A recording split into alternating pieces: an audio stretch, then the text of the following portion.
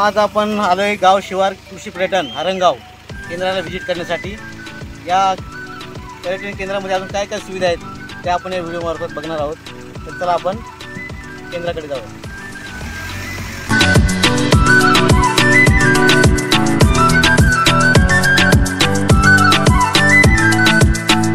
नमस्कार मित्रांनो, मी विकास कांबाईत आणि आपल्या यूट्यूबला सर्वांचं स्वागत करतो।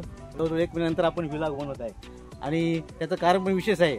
आमच्या पेठ तालुक्यामध्ये म्हणजे माझ्या गावापासून 7-8 किलोमीटरवरती हरणगाव म्हणून आहे आणि हा हरणगाव वडबार रस्ता या ठिकाणी अतिशय उत्कृष्ट असं गाव शिवार कृषी पर्यटन केंद्र उभारलेलं आहे आणि त्याचे मालक सुद्धा गणेश जाधव हे आपल्या ठिकाणी आहेत। त्यांची पण बाईट आपण घेणार आहोत। मित्र दिलीप आहे आणि माझे दाजी नगरसेवक विजय धूम पेठून आलेले खास या म्हणे आपण त्या केंद्राला भेट देऊ।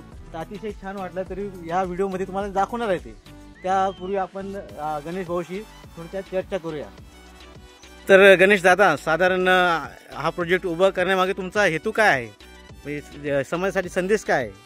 संदेश असा की आज कृषी क्षेत्राकडे जाण्याचा कल हा खूप कमी झालेला आहे। प्रत्येकाला असं वाटतं डिग्री टू डिप्लोमा झाल्यानंतर कामाला फक्त जॉब पाहिजे आणि जर कृषी क्षेत्राचा जर विचार केला तर ह्या कृषी क्षेत्रामध्ये आपण चांगल्या पद्धतीने एक शेतीला शाश्वत पर्याय म्हणून जोडू शकतो असं मला वाटतं। का एक आपण इथं मॉडेल तयार करू आलो का जेणेकरून इथे विद्यार्थी व्हिजिट करतील किंवा पर्यटक व्हिजिट करतील किंवा शेतकरी व्हिजिट करतील तर ते नक्कीच सांगतील का आता आम्हाला एक स्मार्ट शेतकरी बनायचं आहे, का no hard work only smart work असा त्याचा उद्देश आहे। यस, बरोबर, अतिशय छान उद्देश आहे। तो सहलीला येणार जे पर्यटक आहेत त्यांच्यासाठी काय काय सुविधा आहेत तुम्ही इथे? अजून आपण लॉन्च तसं केलं नाही, पण आता साधारण कधी पूर्ण सेवेत येईल हे? साधारण 2 महिन्यामध्ये आपण लॉन्च करतोय। हो, तरी पण सध्या तरी तुम्ही बुकिंगवर शनिवार रविवार घेतात ना? इमर्जन्सी बरोबर। तरी तो तुमचा त्यांचा कॉन्टॅक्ट नंबर आहे मित्रांनो, त्यावरती कॉन्टॅक्ट करून तुम्ही त्यांना ॲडव्हान्स बुकिंग करून तुम्ही या ठिकाणी शनिवार रविवार कुटुंबासह आनंद घेण्यासाठी येऊ शकता।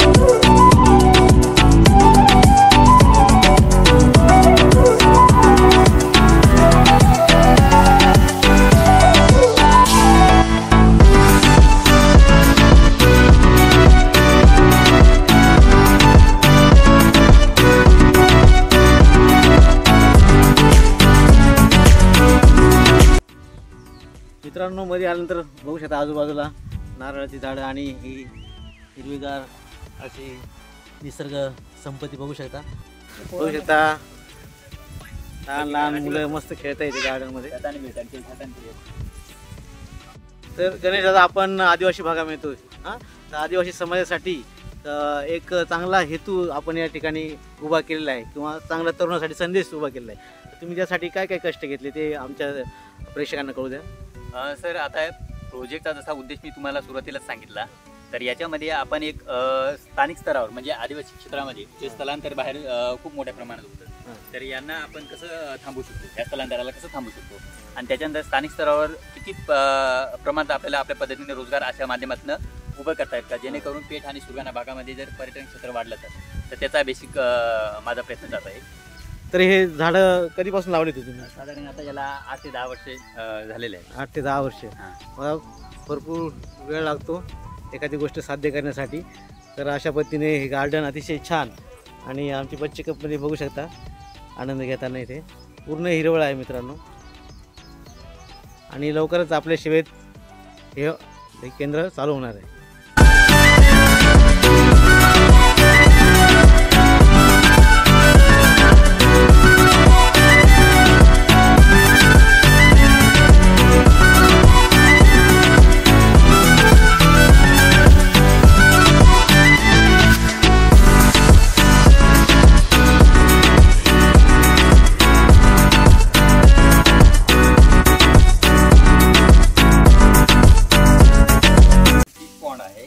साधारण याच्यामध्ये आपण म्हणजे फोटोशूटसाठी वगैरे बाहेरच्या लोकांना एक तेवढंच करमणूक म्हणून हे उभं केलेलं आहे आपण. अतिशय छान आहे. इथं पाणी असणार त्यामध्ये. हा, पाणी असणार, मासे असणार आणि माशासाठी ऑक्सिजनचं सेटअप आहे त्यासाठी आपण बनवलेलं आहे. स्विमिंग टँक आहे मित्रांनो. इथे पाणी असणार आहे. अजून काम फायनल झालं नाही किंवा काम फायनल होईल तेव्हा अतिशय वेगळं दृश्य तुम्हाला बघायला मिळेल या ठिकाणी. इकडे बसण्यासाठी जागा आहे का? हा, बसण्यासाठी आहे. Waiting area. हा, waiting area wait and watch करू शकता इथे. हे छान लोकेशन आहे इथे. आणि हा गेट आहे का? गार्डनचा गेट आहे. हा, गार्डनचा गेट म्हणजे इथं आपण इथे एक युनिटी प्रेसिडेंट अँड पार्टी असते, युनिव्हर्सिटी सारखा डोळ्यात प्रोग्राम असते किंवा एक शेतकऱ्यांची वगैरे विचारांची आपण घेऊ शकतो. होऊ शकता इथं बर्थडे सेलिब्रेशन किंवा जे कौटुंबिक पार्ट्या असतील त्या इथे अरेंजमेंट करण्यासाठी हा लोकेशन केलेलं आहे. तर मित्रांनो या ठिकाणी आता गणेश भाऊ रेसिडेन्शियल एरिया म्हणजे राहण्यासाठी निवासस्थान आहे इथे. हा, आपलं निवासस्थान ह्या पद्धतीचं असणार आहे का ते लाकडाचं घर जुनं असतं, सारवलेलं अंगण, पोखरलेल्या भिंती वगैरे त्याच्या टाईप मध्ये असणार. आदिवासी टाईप. आदिवासी टाईपचा एक सेटअप असेल त्याचा. त्याच्यासाठी इथं आपला आदिवासी म्युझियम जे आपलं आदिवासी वस्तू संग्रहालय आहे त्याच्यामध्ये जुन्या वस्तू असतील, ज्या जुन्या काय असतील ते आपलं काही त्याच्यामार्फत एक संस्कृती जतन करण्याचं काम इथं आपण करतोय. त्याच्यानंतर तर पुढचा एरिया जो आहे तर त्याच्यामध्ये पोरांसाठी चिल्ड्रन पार्क एरिया आहे. तो लहानल्या पोरांच्या खेळायच्या ऍक्टिव्हिटीज आपल्याला टाकायच्या आहेत. आणि पुढं मग एक स्टेज आहे का एखादा कार्यक्रम जर आपल्याला घ्यायचा असेल, प्रोग्राम घ्यायचा लॉन्च टाईप, तर त्याच्यामध्ये जसा काय स्थानिक स्तरावर भारूड आहे, लोकनाट्य आहे आपल्या भागामध्ये, तर त्या लोकांना एक रोजगार म्हणून एक आपण तो एक त्याच्यासाठी सेटअप तयार करून देणार आहोत. बघू शकता एवढं एरियामध्ये गार्डन असणार आहे मुलांसाठी खेळण्यासाठी आणि लॉन्च टाईप सभा घेण्यासाठी सुद्धा स्टेज तयार करणार आहेत ते. याचा उद्देश काय आहे काय का सर? हे प्रोजेक्टचा उद्देश असा आहे का याच्यामध्ये एक पेठ आणि सुरगाणा तालुक्यातील जे वॉटरफॉल आहे तर त्याची एक प्रतिकृती म्हणून आपण इथं केलेली आहे. जसा तुमचाच धबधबा असते, देखावा तयार केला तुमचाच धबधबा असते. त्याच्यानंतर आमच्या पेठ तालुक्यातील एक खाली खडकी शिकाळी बिलकाच खडकी धबधबा आहे तर त्याची एक प्रतिकृती असेल. त्याच्यानंतर आदिवासी समाजाचा किंवा आदिवासी भागामध्ये एक जुनी एक म्हणजे एक ऍक्टिव्हिटीज होती का ती नदीला असायची पूर्वी, ती आता संपुष्टात येण्याच्या मार्गावर चाललेली आहे. म्हणजे आपण त्याला खळाण म्हणायचं, मासे मारण्याचं एक साधन होतं. तर त्याची एक डेमॉन्स्ट्रेशन असणार आहे इथं. त्याच्यानंतर आपण जसं जिल्हा परिषद शाळेमध्ये लहान असताना काही इथं एक आपल्या विज्ञान प्रदर्शनला एक पाण्यावरची वीज कशी तयार होते त्याचं एक मॉडेल असणार आहे. तर एक परत म्हणजे अशा ऍक्टिव्हिटीज याच्यामध्ये आहेत. तर अजून एक नदी अशी येते की इथे एक गाव आपल्याला दाखवायचं आहे. इथे ते गाव असं आहे का गाव पाणी असल्यानंतर ते गावाची डेव्हलपमेंट आणि पाणी नसल्यानंतरची परिस्थिती असे दोन गाव आहेत इथं. तर ते आपण येणाऱ्या पर्यटकांना एक्सप्लेन करणार आहोत.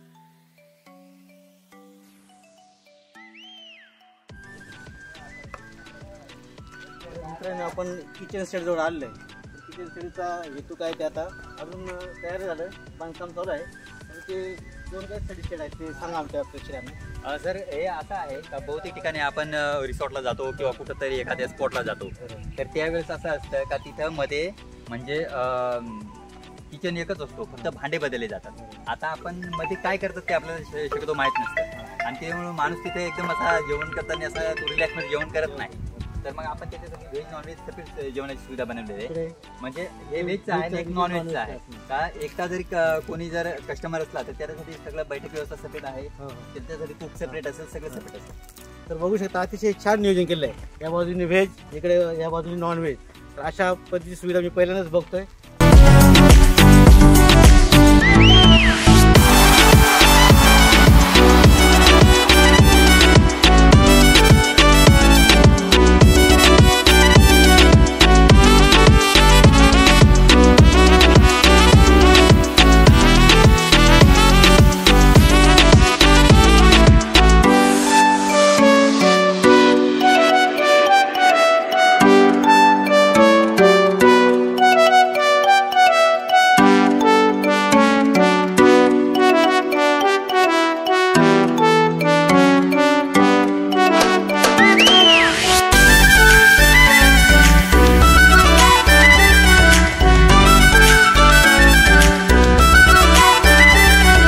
ठिकाणी 2 रूम आहेत.